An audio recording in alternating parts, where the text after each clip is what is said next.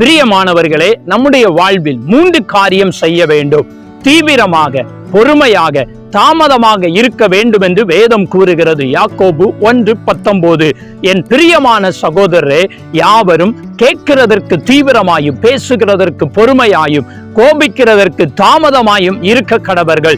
இந்த உலகில் தீமைகள் நிறைந்திருக்கிறது. நாம் நல்ல காரியங்களை, குறிப்பாய் தேவனுடைய வார்த்தைகளை அதிகமாய் தீவிரமாய் கேட்க வேண்டும். வேண்டாத தீமையான வார்த்தைகளை கேட்பதற்கு நம் காதுகளை விளக்க வேண்டும். பேசுவதற்கு பொறுமை அவசியம். ஏனென்றால் வார்த்தையை விட்டுவிட்டால் அதை திரும்ப எடுப்பது மிகவும் கஷ்டம். நம் வாயின் வார்த்தை சுருக்கமாகவும் கவனமாகவும் இருக்க வேண்டும். வார்த்தை ஒரு மனிதனை கொல்லவும் செய்யும், அவனை உயர்த்தவும் செய்யும். நம் வாயின் வார்த்தை பிறரை உற்சாகப்படுத்த வேண்டும்.